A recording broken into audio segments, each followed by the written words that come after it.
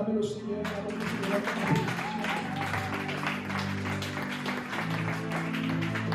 La présence nous tout.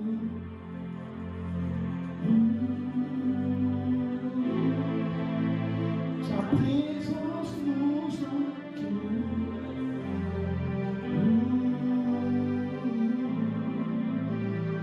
Alléluia. Il y a ton frère que le Seigneur te bénisse. Que le Seigneur te bénisse. Il y a ton frère. Libère cette parole en faveur de ton voisin. En faveur de ta voisine. Alléluia. Ça, c'est rien comparé à ce qui m'avait dit. Pendant que nous prions, j'ai vu le ciel ouvert. J'ai vu le ciel ouvert. J'ai vu le ciel ouvert. Il y a des choses que je ne peux pas dire en public, mais j'ai vu le ciel ouvert, j'ai vu les yeux des gens ouverts. Des choses que je ne peux pas me permettre de dire en public. Il y a certaines personnes vont se verra en inbox. La Bible reste combien de temps? 1 heure. Ok.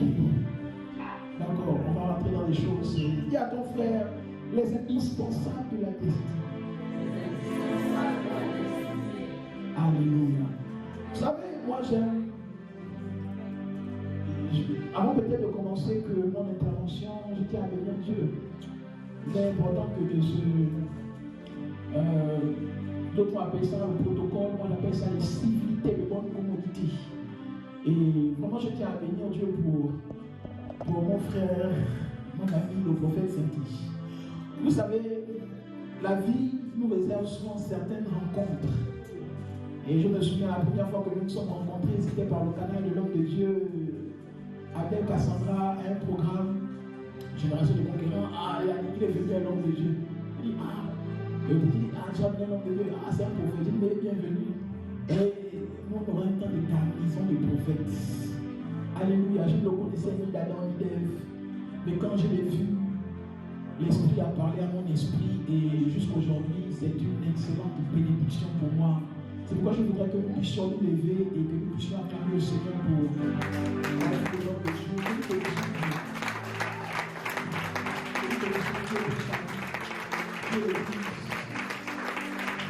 Que Dieu le bénisse. Alléluia. Que Dieu le bénisse. Et que Dieu se souvienne de lui. Donc je tiens à bénir aussi Dieu pour la vie de l'équipe d'Éco-Phytique. Nous sommes à la 3e session et ça me fait plaisir. Je bénis aussi Dieu pour la vie de mon frère, de mon ami. Ça fait le même nombre d'années au Maroc, on arrive à la même période, on a vécu le même parcours, les mêmes épreuves. Je me dis, mais est-ce qu'on peut faire ça? Vous voyez? Et Dieu l'a fait. Et nos premières années ici, sinon nos 3 premières années ici étaient difficiles. Et quand il m'a raconté son témoignage, je me suis dit, mais mon frère, qu'est-ce qui n'a pas marché dans nos vies? Et je bénis vraiment Dieu pour sa vie. Ce n'est pas quelqu'un qui m'a recommandé ce nom de Dieu. Et le pasteur Jean pourra témoigner. Une fois nous marchions et j'ai dit, il y a un jeune à Marrakech là-bas. On doit l'inviter à ce programme-là. Parce que Dieu m'a dit ce jeune doit venir. Et jusqu'aujourd'hui, je ne connaissais ni d'Adam, ni d'Ève. Je savais qu'à Marrakech, il y avait un certain et tout.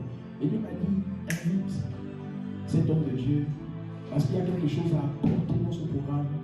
Et j'ai parlé ça, j'ai échangé avec mon conseiller, mon frère, mon confident. J'ai dit, on peut inviter au gars là, il a quelque chose de particulier. Et quand il est venu, j'ai vu sa simplicité, son humilité, j'ai mis son cœur. Je bénis vraiment Dieu pour la grâce, c'est le nom qu'il est pour nous. Est-ce qu'on peut acclamer le Seigneur pour ça?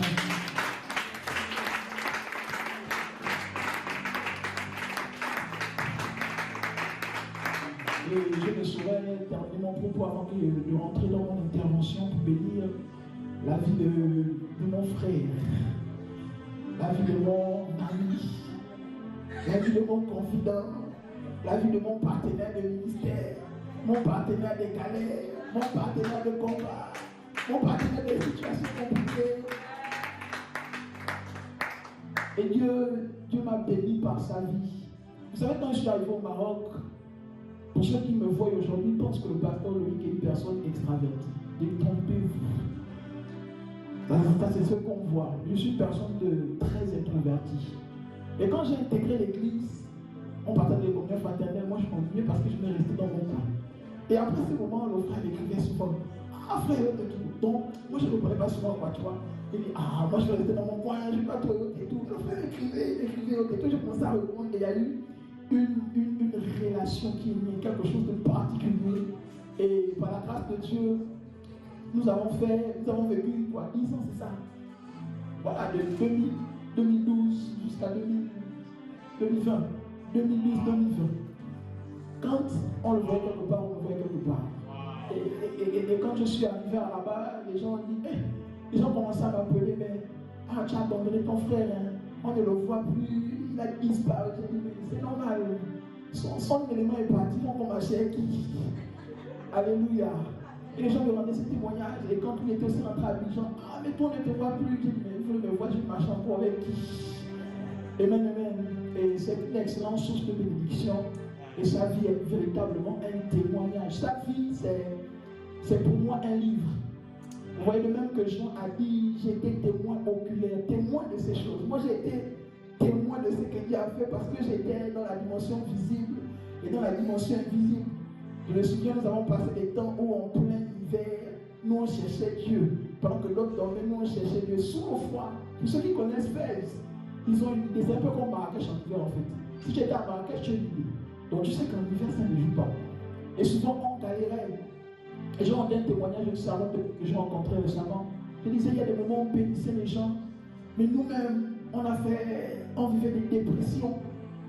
On vivait des dépressions, ça ne marchait pas. Je me souviens de l'année 2014 où on a fait 40 jours, on a décidé de quitter nos maisons parce qu'on en avait marre.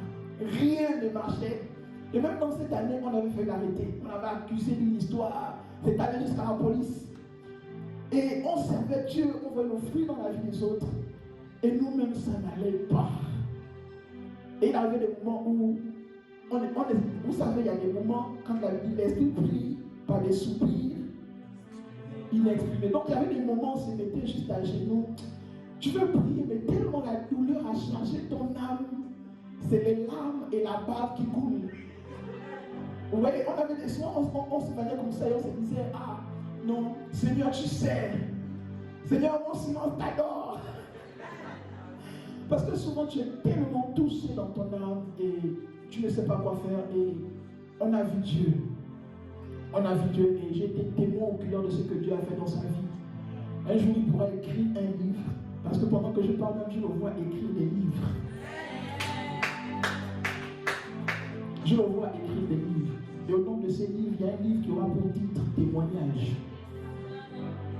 Donc, je voudrais vraiment qu'on acclame le Seigneur pour le pasteur, le prophète,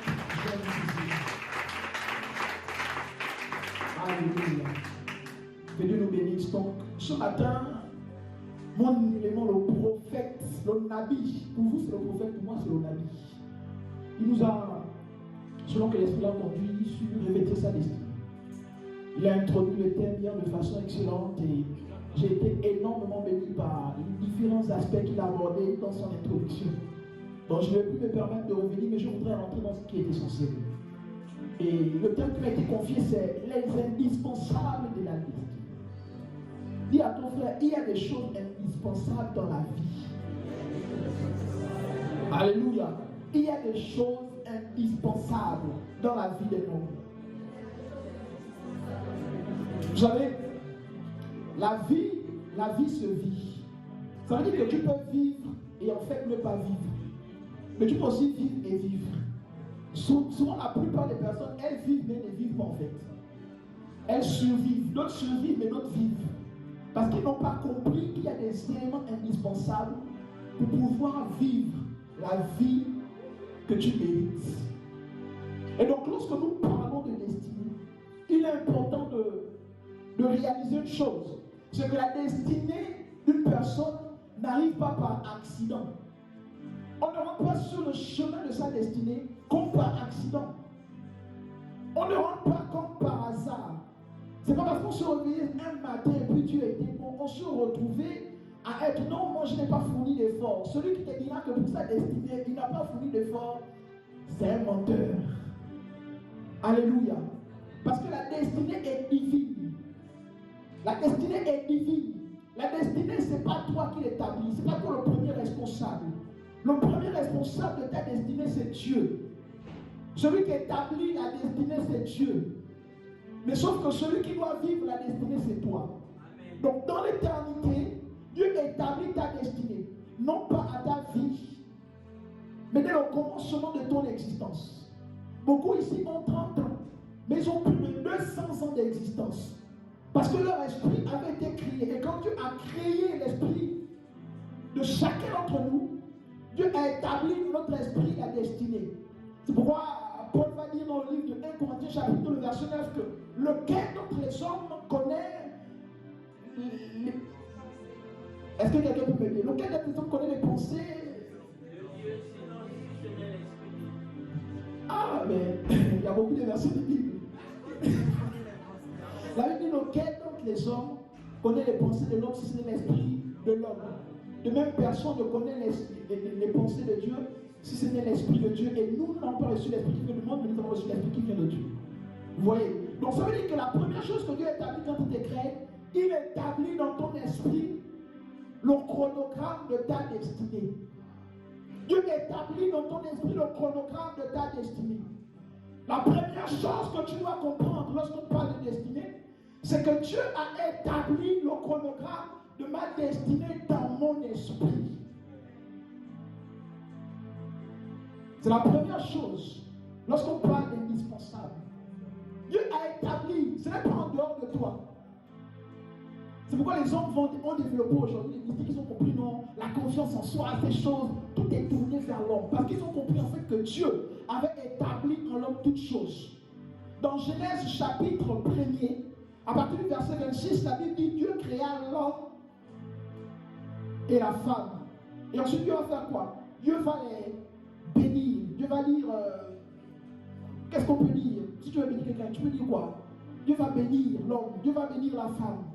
Dieu va dire, soyez féconds, multipliez-vous, remplissez la terre, assujettissez, dominez. Et Dieu ne s'arrête pas là. Il dit, voici, je vous donne. Et Dieu va donner. Dieu va donner en fait. Mais sauf que ce que Dieu est en train d'établir dans Genèse 1, Dieu ne l'établit pas dans la création. Dieu ne l'établit pas en fait dans la personne humaine, dans la personne corporelle.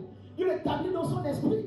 C'est pourquoi en fait le terme hébreu qui est souligné lorsque Dieu dit créons, c'est en fait le terme hébreu qui veut dire créer à partir de rien du tout. Ça veut dire que créer en fait à partir de rien. Ok? Mais par contre, dans le verset, le chapitre 2, la Bible dit que Dieu va. Ah mais il n'y a pas de lecteur de la Bible ici.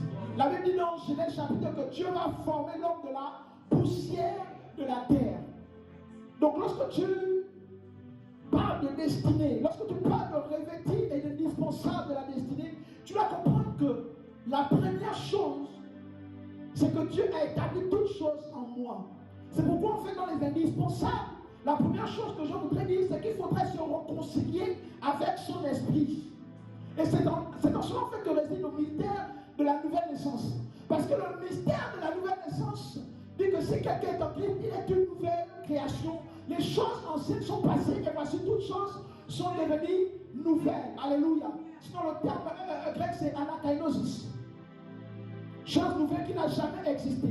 Donc ça veut dire que quand Dieu t'amène à la nouvelle naissance, Dieu en fait te ramène dans la dimension de l'Éden. Alléluia. Dieu en fait en train de te ramener dans la dimension de l'Éden. Donc Dieu te réconcilie non pas d'abord avec lui, mais d'abord avec toi-même. Non, je pense que quelqu'un n'a pas compris. Je dis la nouvelle naissance n'est pas d'abord le mystère qui te réconcilie avec Dieu, mais c'est d'abord le mystère qui te réconcilie en fait avec toi-même. Paul va dire dans le livre d'Éphésiens chapitre 2, nous étions morts par nos offenses, par nos péchés et tout. Mais quand il parle de mort, Paul était vivant. Mais il ne parle pas de mort, il parle de mort spirituelle. Il parle de mort spirituelle. Je mors spirituellement. Mais sauf que la personne que Dieu a créée existe bien avant que toi tu ne connaisses Dieu. Alléluia. Dieu ne t'a pas créé le jour de ta nouvelle naissance. Dieu t'a créé bien avant. Mais sauf que la nouvelle naissance te permet de rentrer en relation avec toi-même. Ça te réconcilie en fait avec toi-même. C'est pourquoi l'un des messages qu'on doit donner aux personnes qui se convertissent premièrement dans le Seigneur, on doit parler de la notion de la destinée. On doit parler de la notion de la destinée. On a souvent parlé de la réconciliation avec Dieu, mais c'est d'abord une réconciliation avec nous-mêmes. Parce que notre dimension spirituelle était éteinte. Notre dimension spirituelle était morte. Mais devant Dieu, il y avait une personne qui avait été créée, qui était en attente. Il y avait un esprit qui avait été créé, qui était en salle d'attente. Le jour où tu décides de donner ta vie au Seigneur, cet esprit rentre dans une phase d'exécution. Donc la première chose que tu dois comprendre, c'est que lorsque tu nais de nouveau, Dieu te réconcilie d'abord avec ce qu'il avait créé. Ça veut dire que Dieu réconcilie l'âme et le corps avec l'esprit qui correspondait. Alléluia.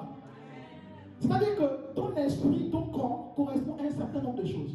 Ton corps, ton âme correspond à un certain type d'esprit. C'est comme vous allez voir dans le cas du mariage, il y a des hommes qui doivent épouser une certaine catégorie de femmes. Pourquoi? Parce qu'en fait, la destinée rattachée au type de leur esprit ne correspondra pas à un type d'esprit de femme. C'est tout. Donc la première chose, c'est que Dieu te réconcilie avec toi-même. Et tu dois comprendre que ta destinée commence par ton esprit. Parce que Dieu a établi dans ton esprit. Si tu n'as pas compris ça, tu vas jeûner, tu vas prier, tu vas faire les hymnes, tu vas faire les offrandes, tu vas faire les sacrifices. Mais tu constateras que tu n'évolues pas. C'est pourquoi en fait, le mystère des langues est capital. Parce que pendant que tu parles en langue, c'est ton esprit qui s'exprime. Et quand Dieu te donne l'interprétation, tu rentres dans les mystères. La Bible dit que celui qui prie en langue, il dit quoi? Il dit des mystères à Dieu, n'est-ce pas? Mais est-ce que c'est ton âme, c'est ton corps qui dit des mystères à Dieu? C'est ton esprit. Donc ça veut dire que pendant que tu es en train de prier en langue, tu es en train de parler, ton esprit est en train de parler avec Dieu concernant les ressources de ta destinée. Donc ton esprit est en train de parler avec Dieu concernant les choses qui doivent te propulser. Donc voici, vous trouvez une église où les gens ont des problèmes pour parler en langue. Mon frère, vous faites attention. Parce que ces genres de milieu ne pourront pas te permettre d'aller de l'avant. C'est pourquoi il va arriver, tu vas prier en langue, tu vas prier en langue, tu vas prier en langue, et tu vas commencer à avoir des pensées qui vont t'inscrire dans ton esprit. Tu vas commencer à avoir des idées qui vont commencer à s'inscrire dans ton esprit. Tu vas commencer à avoir des choses qui vont t'inscrire dans ton esprit. Et quand on parlait au prophète Saint-Didier pour ce programme, il dit non, Dieu l'a mis à cœur les différents orateurs. Et il ne serait pas, je disais à l'homme de Dieu, mais tu sais pourquoi tu as fait ça? C'est parce que. Et lui, il dit, ah. Il dit, mais c'est parce que ton esprit est dans la dimension, dans cette dimension-là. Tu ne peux arriver à un niveau où tu vas forcément prier en langue. Mais ton esprit est tellement connecté à Dieu que tu as la capacité dans ton âme en fait, de capter les signaux et d'avoir les informations. Donc la première chose que tu dois comprendre, c'est que Dieu a mis tout en toi, tout dans ton esprit. Dieu a mis tout en toi, tout dans ton esprit. C'est la première chose indispensable. Aussi longtemps que tu n'as pas compris ça, tu vas toujours vouloir ressembler en fait à une bonne copie d'une personne. Tu vas vouloir ressembler au pasteur Loïc, tu vas vouloir avoir la vie du pasteur Jean-Louis, tu vas vouloir prophétiser comme le prophète Saint-Dich. Ce n'est pas mauvaise chose, mais sauf que ce n'est pas ce qui a été inscrit dans le chronogramme de ton esprit. C'est la raison pour laquelle on se retrouve dans des phases de frustration. On essaye, on n'arrive pas. Mais c'est normal, tu n'es pas une photocopie, tu es un original. Amen. Tu n'es pas une photocopie, mais tu es un original. Alors ne rentre pas dans la phase où tu veux faire comme. Cherche à comprendre ce que Dieu a établi dans ton esprit. Rentre en toi, rentre dans la présence de Dieu pour comprendre ce que Dieu a établi dans son esprit. Ce que Dieu a établi dans ton esprit en ce qui te concerne. C'est la première chose que tu dois avoir. Parce que si ce prérequis n'est pas compris, n'est pas appréhendé, tu vas tourner en rond. Parce que c'est lorsque tu as la connaissance de ce que Dieu a commencé à te communiquer que tu sauras quelles sont les directions que tu dois prendre, quels sont les choix que tu dois faire, quelles sont les relations que tu dois avoir. Dieu ne te donnera pas en fait l'intégralité du plan, mais Dieu va te donner l'introduction. Et à partir de l'introduction, on a la capacité, par la lecture prophétique, de connaître la conclusion, de connaître le développement. Alléluia. C'est la première chose. C'est la première chose. réaliser que tout est dans mon esprit. C'est la première chose que tu dois comprendre. Et maintenant, quand j'ai fini de comprendre, prophète, quand j'ai fini de comprendre que Dieu a décidé de mettre tout dans mon esprit, bien avant la fondation du monde, maintenant, qu'est-ce que je dois faire? Il y a certains éléments stratégiques, certains éléments indispensables. Lorsqu'on parle de destinée, il faut comprendre qu'on parle de relation. Lorsqu'on parle de destinée, il faut comprendre qu'on parle de territoire. Lorsqu'on parle de destinée, il faut comprendre qu'on parle de sacrifice. Lorsque Dieu a voulu bénir Abraham, parce que Dieu a créé Abraham pour être le père d'une multitude. Comprenez le mystère. Genèse chapitre 12, verset 1er, nous allons lire les Écritures.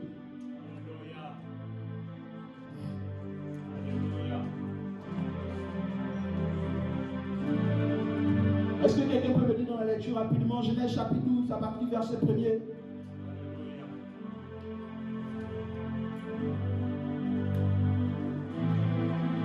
Si quelqu'un n'a pas, tu pourrais m'aider rapidement. Oui. L'Éternel dit à Abraham, va-t'en de ton pays, de ta patrie et de la maison de ton père dans le pays que je te montrerai. Je ferai de toi une grande nation et je te bénirai. Je rendrai ton nom grand et tu seras une source de bénédiction. Verset 3, je bénirai ceux qui te...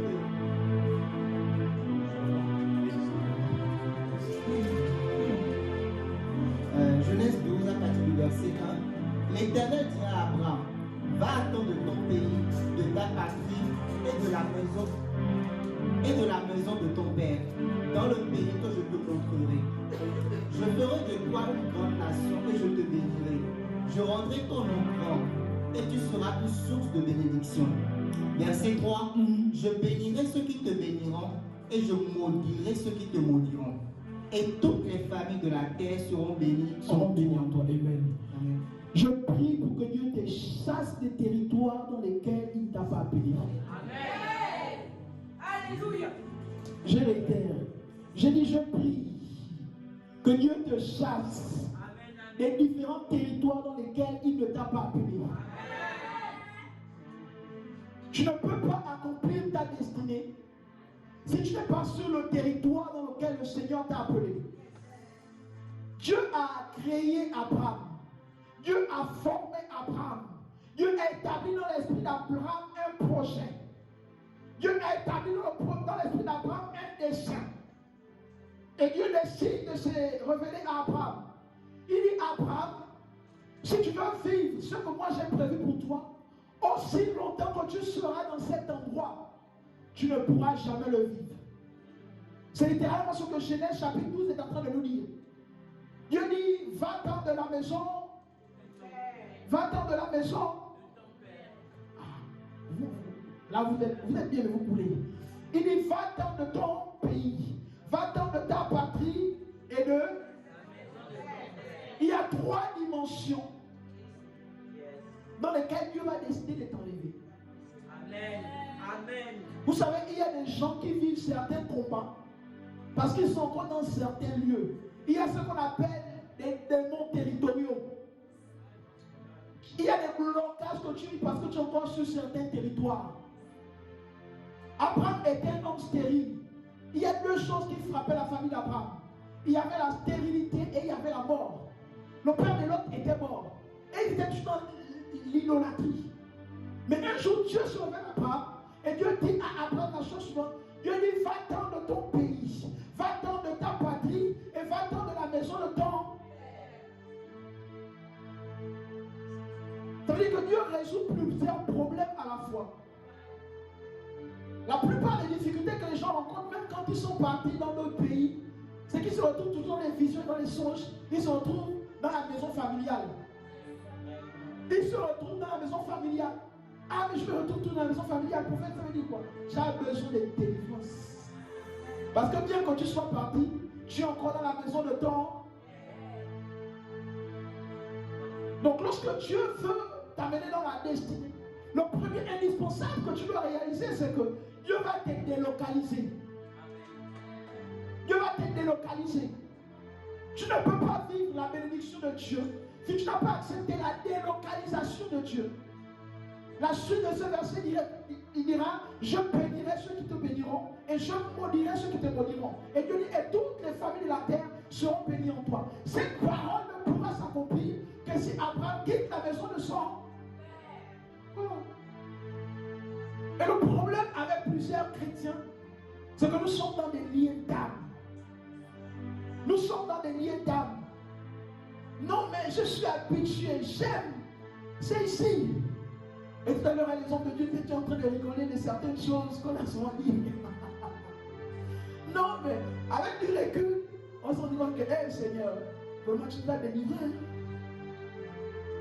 Alléluia. Donc Dieu va te délocaliser. Dieu va te délocaliser. Dieu va te délocaliser. Dieu va te délocaliser. Parce que ton territoire dans lequel Dieu t'appelle pour accomplir ta destinée, il y a la faveur divine.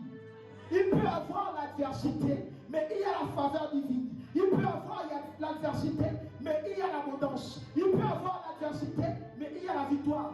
C'est pourquoi quand Israël va rentrer à Canaan, avant qu'il ne rentre des esprits, on va dire non, c'est un bon pays, où il y a le lait, où il y a le miel, où il y a l'eau, où il y a ça, il y a ça. Mais d'autres vont se focaliser sur l'adversité. Les 12 qui partiront en espionnage, la Bible nous enseigne que deux ont rendu, tous ils ont rendu le même résultat. À la simple différence que 10 ont dit, c'est vrai, il y a de l'abondance, c'est vrai, il y a de la prospérité, mais il y a les fils d'Anak. Et parce qu'il y a les fils d'Anak, nous ne sommes que semblables à des mouches à leurs yeux. Très souvent, c'est la difficulté qui se pose. Lorsque Dieu te demande de partir d'un endroit, souvent il va arriver que tu vas trouver des personnes qui te donneront 1001 raisons. Ils te donneront 1001 raisons. Et ces 10 espions ont fait la même chose. Israël était sur le point de rentrer dans le territoire promis. Mais les autres ont regardé à l'adversité. Ils ont regardé à l'adversité. Ils avaient oublié le Dieu qui avait fait la promesse. Tu dois comprendre que même lorsque tu pars dans le territoire où Dieu t'attend, il y aura l'adversité. Mais ce qui est excellent, c'est que lorsqu'Israël rentre à Canaan, Dieu dira à Josué, aussi longtemps que tu vivras, nul ne tiendra devant toi. Je serai avec toi comme j'ai été avec Josué. Ça veut dire que même lorsque tu rentres dans le territoire de ta destinée, lorsque tu rentres dans la terre sur laquelle le Seigneur t'attend, lorsque tu rentres dans ce milieu, il y aura des difficultés, il y aura de l'adversité, il y aura des combats, il y aura des problèmes. Mais ce qui est excellent, c'est que Dieu sera avec toi. C'est que Dieu te donnera la victoire. Et Dieu te dit aussi longtemps que tu vivras sur ce territoire, nul ne tiendra devant toi. C'est pourquoi on constate qu'il y a certaines personnes qui étaient peut-être au pays. Lorsqu'elles quittent le pays pour aller dans certains pays, on a constaté que la vie de ces personnes a été métamorphosée. On dit, ah, est-ce que c'est la même personne? Est-ce que c'est la même personne? Ah, mais tu as grossi, mais tu as changé, mais tu voyages maintenant, mais tu as brûlé.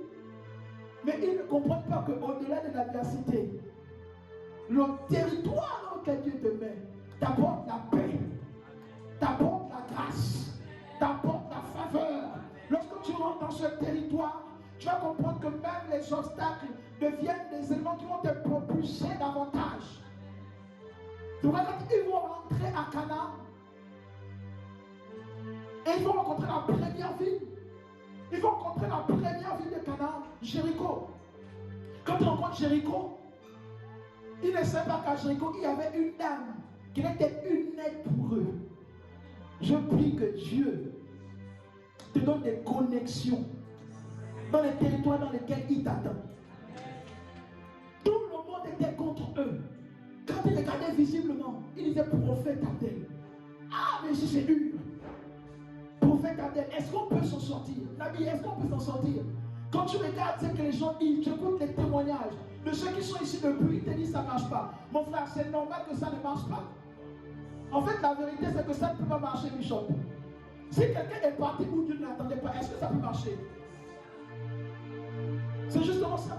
Non, ça ne marche pas. Ça n'avance pas, on se bat, on n'a pas les papiers. Mon frère, tu vas rester sans papier, c'est normal. Tu n'es pas appelé dans ce territoire. Tu n'es pas appelé dans ce territoire. Quand tu es appelé dans un territoire, l'adversité n'a pas le pouvoir de te restreindre. L'adversité n'a pas le pouvoir de te permettre d'avoir tout ce qu'il faut pour que tu vives dans les meilleures conditions qui soient. Donc quand Dieu fait sortir Abraham, il y va vers le territoire où je te montrerai. Il y part. Et la dimension cachée de la délocalisation que Dieu établit, c'est qu'il y a une très forte dimension dans la délivrance. Souvent on vit des difficultés parce qu'on est dans des territoires sur lesquels nous devons plus nous retrouver. C'est véritablement la difficulté de plusieurs. Tu combats des entités qui arrivent à te dominer. Pourquoi? Parce qu'en fait, ces entités ont compris que tu n'es pas sur le territoire où tu dois être. Et parce que tu n'es pas sur le territoire où tu dois être, ils ont l'autorité en fait sur toi. Parce que lorsque Dieu te permet de rentrer à Canaan, Dieu te donne l'autorité sur les fils d'Anak. Dieu te donne l'autorité face à Jéricho. Dieu te donne l'autorité face aux Madianites. Dieu te donne l'autorité face aux différents peuples. Pourquoi? Parce que c'est le lieu dans lequel Dieu t'attend. Beaucoup de personnes vivent des défis parce qu'ils ne sont pas encore là où ils doivent être. Et moi je prie pour que Dieu te chasse du milieu des territoires dans lesquels tu ne peux les voir. Quand bien même tu réussis, je prie pour que Dieu te ferme les portes et que Dieu te chasse. Alléluia. La deuxième chose que je voudrais dire qui demeure indispensable dans le cadre de la destinée, c'est la relation, c'est les connexions. Tu ne peux pas accomplir ta destinée si tu es un homme seul. La Bible dira dans le livre d'Ecclésiaste chapitre 4 verset 20, si je ne m'abuse, deux valent mieux qu'un. Ça veut dire en fait que pour pouvoir faire quelque chose ou pour pouvoir aller plus vite, tu auras besoin des gens. Dis à ton frère, à ta gauche, à ta droite, soigne tes relations. Oui, non, il dit à ton frère, soigne tes relations, soigne tes relations. Vous savez, dans le cas des relations, moi je dis souvent au prophète Jean-Louis, quand on échange, je dis Joe, il y a des relations de joyeux anniversaire, joyeux Noël, bonne année. On s'écrit 3 fois l'année. Mais il y a certaines relations qui sont en fait des pieds d'escalade. Et en ce qui concerne son témoignage, c'est une relation. C'est juste une relation, ou bien juste une relation. Les hommes sont des portes. Comprenez que lorsque le monde est invisible, lorsque Dieu veut te bénir et lorsque Satan veut te détruire, ils vont utiliser les hommes. Parce que les hommes sont en fait des portes. Le monde invisible n'a pas le pouvoir d'affecter le monde visible si effectivement les portes ne s'ouvrent pas. Et les portes, ce sont les hommes. Quand Dieu a voulu délivrer Israël, Dieu est passé par un homme. Quand le diable a voulu détruire Samson, le diable est passé par une femme. Ça veut dire que toutes les fois où tu devras rentrer dans quelque chose, où Dieu t'attend, tu auras besoin des uns et des autres. Et maintenant, comment faire pour reconnaître les personnes que Dieu m'a données? Vous savez, dans la destinée, il y a 3 dimensions de personnes. Le premier type de personnes, c'est ce que je vais appeler les partenaires de destinée. La Bible dit l'offert aiguise l'offert. Il y a des personnes comme ça que Dieu va en fait te donner, qui vont te booster, qui vont t'encourager, qui vont t'exhorter. Un peu comme le pasteur Jean-Louis. Souvent on traversait des moments, et pour ceux qui connaissent un peu la vie de fête, nous on marchait seulement. On ne prenait jamais le taxi, nous on marchait. Mais pendant qu'on marchait là, on s'encourageait. Joe, on va prier pour ça. Ah non, mais Joe, ça va passer. On va faire ça, ça va marcher. Même quand l'autre sait que l'autre est découragé, il dit non, ça va aboutir. L'offert équipe l'offert. Un peu comme le Nabi avec son témoin. L'offert équipe l'offert. Tu dois avoir ce que moi j'appelle des partenaires destinés. Tu dois avoir des personnes avec qui lorsque tu es en contact avec ces personnes, tu es boosté, tu es encouragé, tu es aiguisé. Des personnes qui te disent Joe, ton temps est fini ici. Même si tu m'oublies, ils te disent ton temps est fini, il faut partir. Alléluia. Donc il y a premièrement cette dimension de connexion. Un peu comme Josué et Caleb, un peu comme David et Jonathan. Ce type de personnes-là qui vont t'aimer sans intérêt, mais parce qu'ils veulent voir ton bien-être. Ils veulent voir ta prospérité. Et je prie pour que si Dieu ne t'a pas encore donné de telles personnes, que Dieu te donne de telles personnes. Des personnes qui viendront dans ta vie, non pas pour recevoir, mais pour apporter. Dans y a qui viennent dans nos vies pour prendre. Et il y a dans nos vies qui viennent pour apporter. Mais lorsque Dieu met une personne auprès de toi, qui est un partenaire de destinée, qui est l'image de celui qui lui fait et qui le fait, c'est une personne qui va venir te booster. Même quand tu es faible et abattu, cette personne pourra te dire, non mais tu es un bishop, tu es un homme de Dieu, tu es certain que Dieu ne t'a pas oublié. Des personnes qui le feront, non pas parce qu'ils ont un intérêt particulier, mais parce que leur plus grande choix, c'est de te voir heureux. C'est le premier type de connexion. Et dans la Bible, on a plusieurs types de connexions comme ça. Ce sont des personnes avec qui vous pouvez faire 2 ans, vous ne vous parlez pas. Mais quand vous vous retrouvez après 2 ans, c'est comme si vous avez parlé la veille. Ce genre de relations sont des relations qui sont spirituelles, ce sont des relations qui sont divines. Ce sont des gens que Dieu nous donne. Quand tous les disciples avaient abandonné Jésus, Jean était resté le seul. Des gens qui resteront même quand ils sauront que non, c'est pas bon. Ils resteront avec toi. Des personnes loyales et véritables. Dans ce temps où ces choses ne courent plus la rue, je prie pour que Dieu te donne de telles personnes. Le deuxième type de connexion qu'il faut comprendre dans le cadre de la destinée, c'est qu'il y a des connexions saisonnières. Il y a des connexions saisonnières dans la destinée. La raison pour laquelle certaines relations commencent bien et finissent mal, c'est parce que les hommes n'ont pas discerné la saison de partir. Il y a un moment où Abraham était censé marcher avec l'autre. Et un moment où chacun devait prendre sa direction.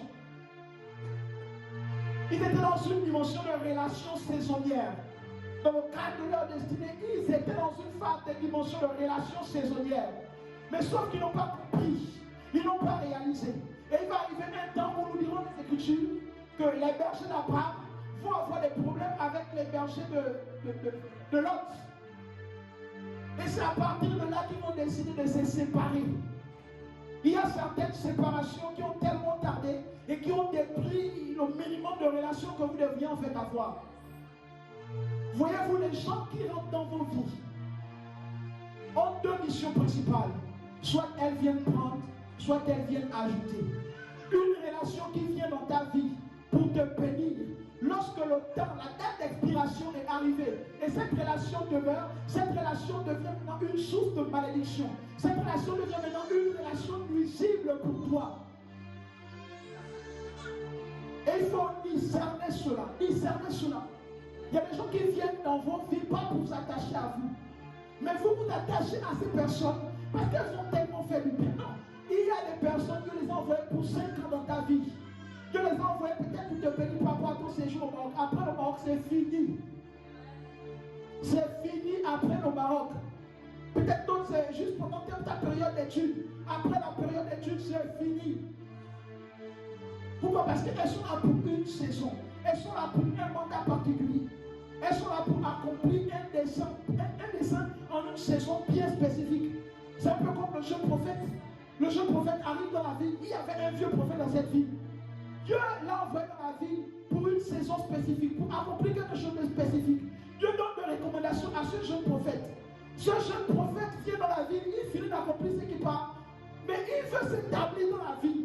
On t'a pas dit de t'établir, on t'a pas dit de manger. Il y a des relations pour dire, mais il faut manger. Il est venu pour un mandat particulier. Il rencontre quelqu'un, ah, tu es un homme de Dieu, tu es un dans le ministère, gloire à Dieu, alléluia, je ne m'en pas. Non, le Père dit non, il faut manger. On peut manger et tout. Ah non, mais Dieu m'a dit de ne pas manger. Non, moi Dieu m'a dit tu veux manger. Une connexion qui a détruit sa vie. Un prophète fleurissant. Une connexion qui a détruit sa vie. Le prophète qui était censé impacter tout Israël est mort ce jour parce qu'une connexion de bonjour au revoir est devenue une connexion d'intimité. Il y a certaines connexions saisonnières qui viennent et qui ne doivent même pas rentrer dans votre intimité. Il y a des gens qui ne savent même pas pourquoi elles sont dans vos vies en fait. Elles viennent pour vous bénir. Vous savez qu'elles sont là pour vous bénir. Mais vous établissez une dimension d'amitié en fait parce que vous avez mis les organes. Vous avez commencé avec les organes, après vous pleurez. On ne pleure pas. C'est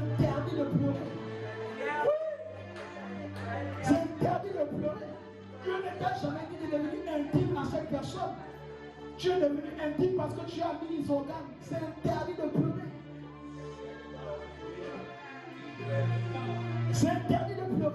Tu vous as dit, ah Seigneur, mes ennemis, oh Dieu, ah papa. Dieu te dit, je ne t'ai jamais dit. Je ne t'ai jamais dit que tu dois faire entrer cette personne dans ton intimité. Je t'ai demandé de faire entrer dans ton intimité. Jésus avait plusieurs disciples. Mais les disciples qui étaient auprès de lui de façon permanente, c'était les 12. C'était les 12 qui étaient de façon permanente auprès de lui. Tous les autres là, ils venaient, ils partaient. Et même quand Jésus a dit, vous devez manger ma chair et boire mon sang, mon frère, les autres ont dit, ah, ton niveau est ta dimension, monsieur, ton niveau est ta dimension, tu es devenu un homme de Dieu, tu es mystique, tu es un sorcier, mais là, on t'aime, on est d'accord, mais à ce niveau, je pense que nous allons prendre le bagage. Mais combien sont restés? Jésus a demandé aux 12, et vous? Il dit, à qui d'autre irions-nous? Tu es celui qui a les paroles de la vie. Amen. Ils sont restés. Et même dans les 12, Jésus ne voulait pas accès à son intimité à tous. Dans le lot des 12, il y avait le lot des 3. Jacques, Jean et Pierre. Quand il y avait des temps de prière où il devait avoir des manifestations particulières, Dieu montait avec eux. Et dans le lot des 3, il y avait un Jean. C'était Jean qui connaissait l'intimité du Seigneur. C'est pourquoi quand les gens voulaient savoir ce qui se préparait, ils disaient, hé, Jean, essaie un peu de voir. Lorgne un peu. Mets ta tête sur la poitrine. Quand tu parles qu'il y a des démons, il y a des démons ici. Il dit non, celui qui met la soupe, qui met le pain dans la soupe, la première fois. Tout le monde est maintenant cœur gelé. Il y a des relations, elles sont saisonnières. Deuxième type de relation, saisonnière. Apprenez à discerner les types de personnes qui rentrent dans vos vies. Le type de personnes qui viennent dans vos vies. Quand quelqu'un vient dans ta vie, la personne peut pour bénir ton ministère. Mais Dieu ne t'appelle pas à s'attacher à cette personne. Il y a des gens que Dieu envoie. Il dit, ah non, deviens mon père, mon frère te chasse. Dieu ne m'a jamais dit que tu étais mon fils. Alléluia. Parce que Jésus qui est devenu l'enfant de Joseph, Dieu a parlé à Marie. Dieu a parlé à Jésus lui-même. Dieu aussi a parlé à Joseph. Il y a des gens qui vont venir, ils sont ressuscités de façon saisonnière. Si tu les gardes de façon éternelle, elles deviennent une source de destruction, de scandale. Et ma prière est que Dieu nous accorde de la sagesse et du discernement. Que Dieu nous accorde la sagesse et du discernement. Avec mon frère, c'était dans un milieu, les gens nous voyaient éternellement dans ce milieu. Moi, quand je suis arrivé, j'ai toujours dit, je suis en formation. Et quand on a commencé, j'ai dit, ah, moi je suis juste là pour 2 heures. Je ne sais pas pourquoi je le disais. Au terme de 2 ans pile poil, mon frère, je suis parti. Je ne savais pas. Les gens nous voulaient là, c'était bien. Mais moi, Dieu ne m'avait jamais dit que j'étais là. Et Fabrice ici pour en témoigner, un jour, on était dans la voiture, dans le programme.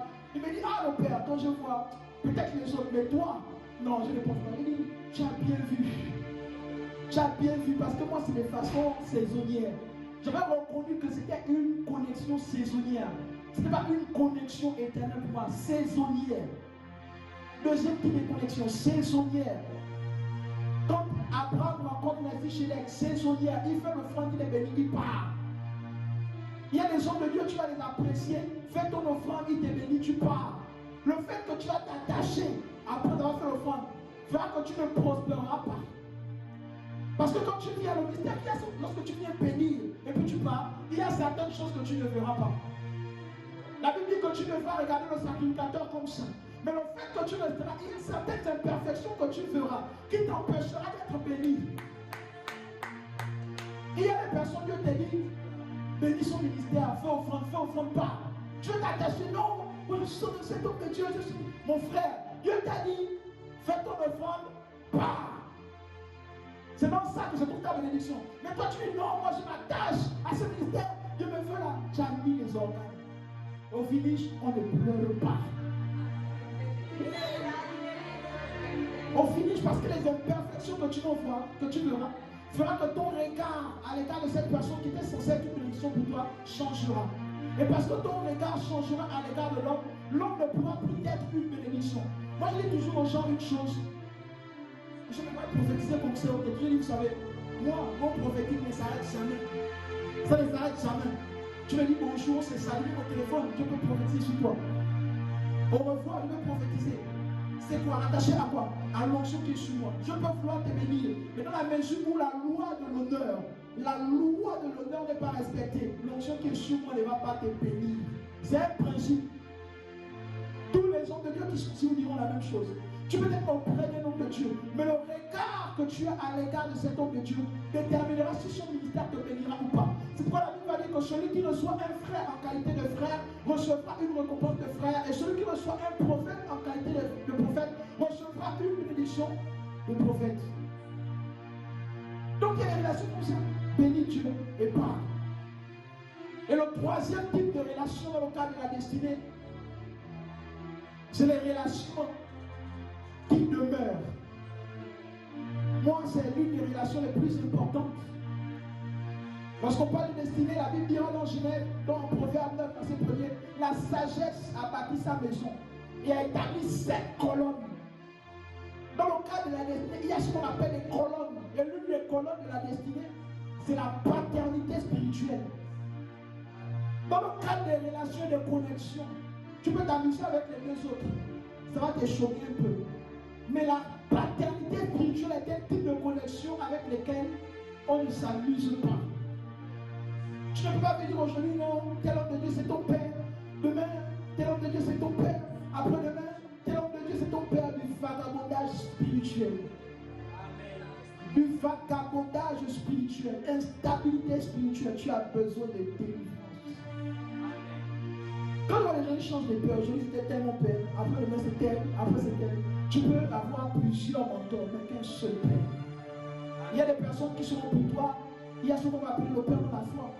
Celui qui t'amène, moi il y a plusieurs que j'amène dans la foi, mais ils ne sont pas forcément mes fils. Encore moins mes filles. Mais il y en a d'autres qui j'ai amenés à la foi. J'ai travaillé sur eux, ils sont partis avant de prendre des décisions qu'on va appeler le père. Voici la situation, fait comment? Elle dit non, tu as la bénédiction pas. Il y a d'autres qui vont faire quelque chose, ils disent, ah le père, on fait comment? Comment tu vois? Elle dit non, agis comme ça. Parce que c'est une connexion spirituelle. C'est une connexion spirituelle. La paternité spirituelle est importante dans le cadre de la destinée. C'est très important. Tu ne peux pas accomplir ta destinée si tu n'as pas des personnes au-dessus de toi. C'est impossible. Le Fils est sorti du Père et nous sommes sortis du Fils. Tu ne peux pas avoir un prolongement si tu n'es pas le prolongement de quelqu'un. Impossible. Tous les hommes de Dieu qui sont ici sortent de quelque part, sont connectés à quelque part. Pour ce qui concerne la paternité spirituelle, on ne devient pas père. Aujourd'hui, il y a une désordre. Aujourd'hui, il y a une banditisme spirituel. C'est mon fils. Ah, mais lui, c'est... Non, mais... le pasteur, tu vas nous raconter une histoire. Un homme de Dieu vient dans l'église, il fait un programme, et quand il fait le programme, il prophétise. Si mon frère, il a constaté que le frère est un prophétique, il prophétise sur lui. Après, il dit à l'oreille, on se voit pour le culte. Et il a marmaillé le disciple. Il est devenu fils responsable dans son église. Aujourd'hui, beaucoup sont dans du banditisme spirituel. La notion de paternité spirituelle est d'abord quelque chose qui est rattaché à la spiritualité. Ce n'est pas d'abord rattaché à ce qu'une personne peut avoir extérieurement, mais c'est rattaché en fait à ce qu'une personne a intérieurement, qui a le pouvoir de te propulser. Joseph n'avait pas de ministère, il était charpentier. Mais sauf que la lignée de laquelle Joseph descendait était cette lignée dont Jésus avait besoin pour pouvoir accomplir son mandat sur la terre. Marie était descendante de Lévi. Joseph était descendant de Juda, notamment de la famille de David. Et il fallait que le roi qui devait venir soit en fait un descendant de David. Ce sont des prophéties qui avaient été données. Donc la paternité spirituelle, c'est pas aujourd'hui ce fanbuzz que je vois sur les réseaux sociaux. Non, tel homme de Dieu, il est chic, il est glamour, il a l'onction, il a une visibilité. C'est mon père spirituel. Tu as besoin de délivrance. Tu as besoin de délivrance. La paternité spirituelle, c'est d'abord une connexion de cœur. C'est d'abord une connexion de cœur. C'est d'abord une connexion de cœur. On ne devient pas père de quelqu'un parce que la personne est venue vers nous. On ne devient pas aussi enfant de quelqu'un parce que la personne manifeste des choses qu'on veut. Non. C'est d'abord une question de connexion et de révélation. Ça veut dire qu'avant de te mettre en connexion avec quelqu'un, il faut connaître la personne, pas dans son corps, pas dans son âme, mais dans son esprit, parce que les relations sont spirituelles. Les relations sont spirituelles. Le fait que tu te connectes avec quelqu'un peut faire que tu prospères, ou encore peut faire que tu t'appauvrisses. Il y a de ces relations qui viennent ôter. Et la paternité spirituelle, en fait, donne un droit sur ta vie. La personne sur laquelle tu vas te soumettre, tu l'établis sur toi. Nous allons constater dans les Écritures que les défis généralement que tu vas rencontrer sont les mêmes défis que tes pères ont rencontrés. Quand nous prenons le soin de regarder Élie, sacrificateur en Israël, il a eu des problèmes avec ses enfants. Son fils spirituel Samuel, il a eu des problèmes avec ses enfants. Quand on regarde Samuel, son fils spirituel David, il a eu des problèmes avec ses enfants. Salomon, il a eu des problèmes avec ses enfants. La paternité spirituelle, la connexion spirituelle au cadre de la paternité est en fait quelque chose de particulier. On ne prend pas ces choses à la légère. Je vois des gens, ils se lèvent. Est-ce que tu peux devenir mon père? C'est un magasin, on part et puis on achète des pères. On part et puis on achète des pères. Et quand tu rentres en connexion, il faut savoir que dans le cadre de la paternité spirituelle, il y a des droits, il y a des devoirs. Tu peux être connecté à quelqu'un, mais dans la mesure où ton cœur ne l'honore pas, son onction ne va pas te bénir. Son onction ne va pas te bénir. On parlait tout à l'heure à le prophète Saint-Yves. Et il disait souvent, il y a des gens simplement la façon dont mon âme est réjouie. La personne est bénie. Je ne veux plus besoin de prière. Pourquoi? Parce que la personne dans son âme a tellement de l'honneur pour la personne que tu es, pour le Père que tu es, que cet honneur déclenche la bénédiction dans sa vie. Que cet honneur en fait libère des choses dans sa vie. Le problème aujourd'hui, c'est que nous avons, comme l'homme de Dieu me disait, nous avons en fait, homme de Dieu, des chrétiens marchands.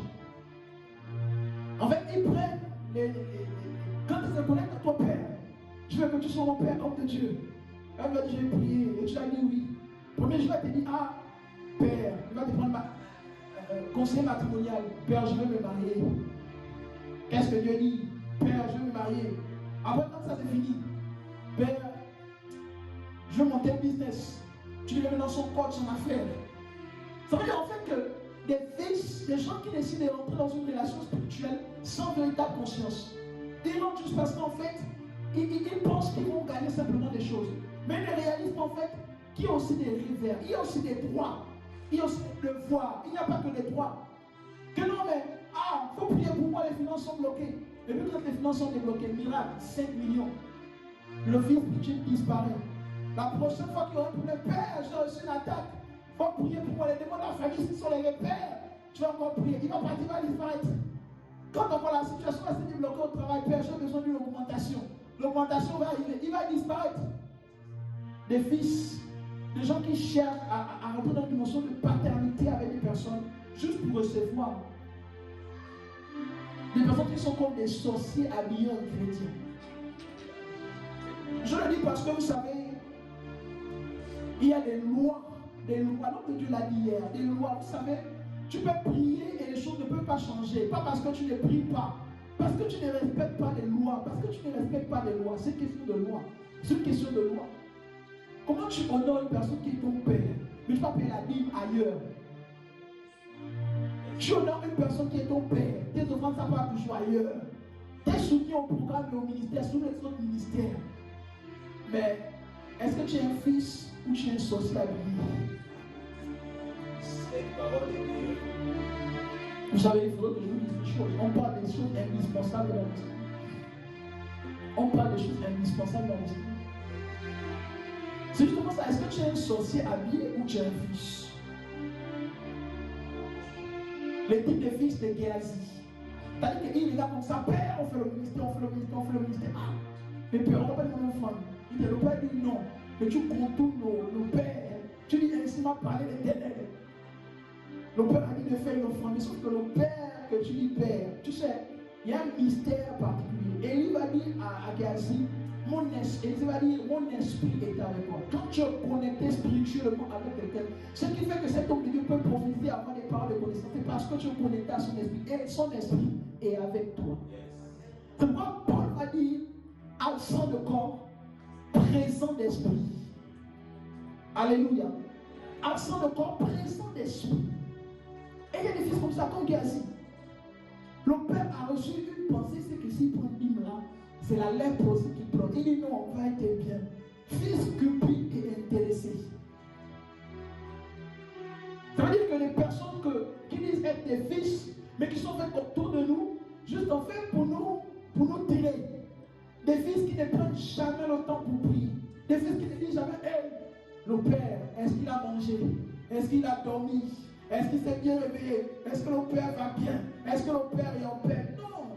Lui, c'est Père, s'il te plaît. Il y a un démon qui m'a attaqué, un sorcier de ma famille. Il faut vite prier. Mais tu ne peux pas être béni quand tu honores ton autorité spirituelle, ton Père. Ce qui arrive, c'est que même les démons ont peur parce que l'onction qui marche avec lui est en fait sur toi. Parce que tu es la continuité. Ça veut dire que les alliances dans lesquelles ton Père se retrouve, tu es aussi dans ces alliances. Lorsque Dieu établit l'alliance avec Israël, Dieu va demander au sacrificateur d'avoir comme 12 pierres. Les 12 pierres symbolisaient quoi? Ça symbolisait les 12 tribus d'Israël. Ça veut dire que toutes les fois où le sacrificateur, qui symbolisait l'autorité spirituelle au milieu du peuple, s'est présenté devant Dieu, il présente aussi tout le peuple. Et lorsque tu es en fait rattaché à un homme de Dieu dans le cadre de la paternité spirituelle, toutes les fois où il se présente devant Dieu, il te représente aussi. C'est-à-dire que toutes les fois où il prie par rapport à des situations, par rapport à des choses, il prie aussi implicitement pour toi. Aujourd'hui, la question que je pourrais poser à quelqu'un, es-tu fils ou sorcier habillé? Les gens ne sont pas bénis à cause de ces choses. Hein. Moi, je suis un homme de principe. Le royaume, c'est des principes. Moi, je suis un homme de principe. Il faut qu'on va battre. C'est ça. Moi, je veux que vous évoluiez. Moi, je veux que vous avanciez. Et la question que tu dis, qui es-tu? Et à qui es-tu connecté? Donc, dans le cadre des destinées, des relations, il faut comprendre ces trois éléments. Il faut comprendre ces trois éléments dans les relations. Il faut comprendre ces trois éléments-là.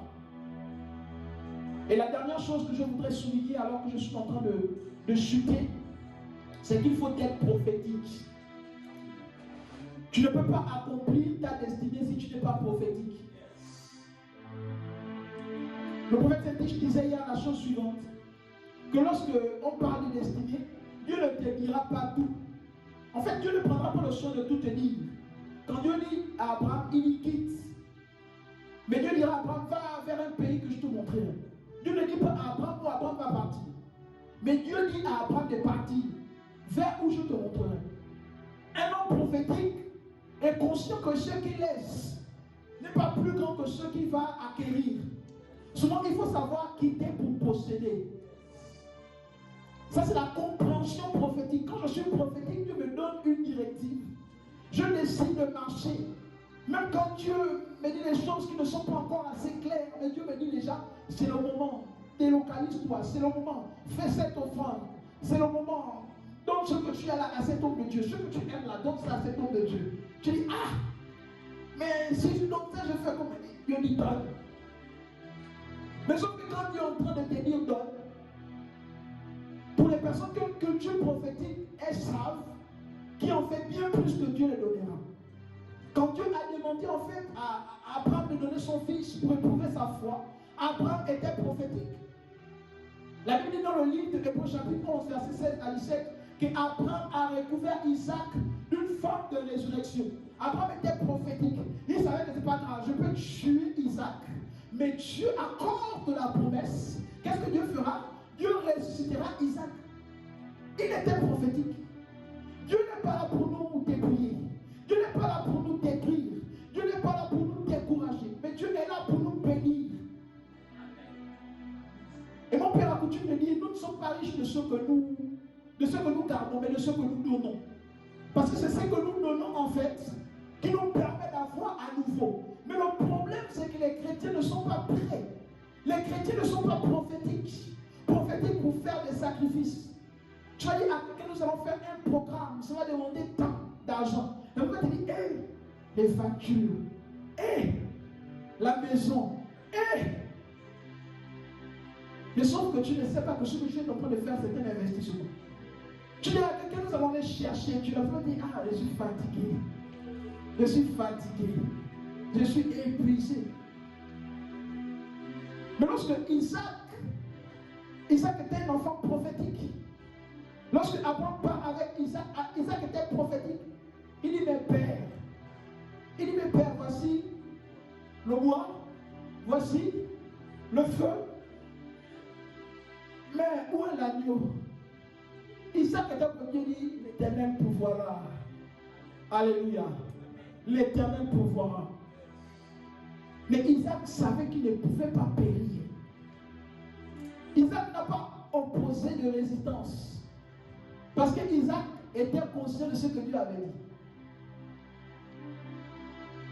Quand on est prophétique, on ne dit pas tout à tout le monde. Même quand on est prophétique, on ne dit pas tout même à son épouse. Abraham est parti, on demande à Abraham, j'amène notre enfant, on a fait 25 ans pour l'avoir. J'amène ça où? Il dit, on va adorer l'enfant et nous reviendrons. Mon frère, il connaît femme. S'il va dire, il va offrir femme à Dieu. Il va offrir l'enfant là à Dieu en sacrifice.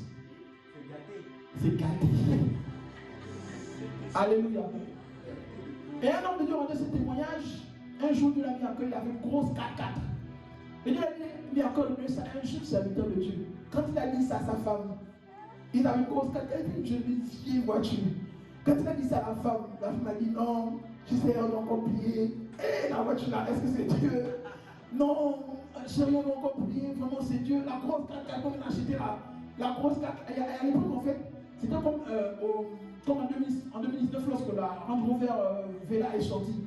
Donc c'était quasiment la même chose. Une voiture, quand l'homme de Dieu roulait, c'était le respect qui s'est imposé dans la vie.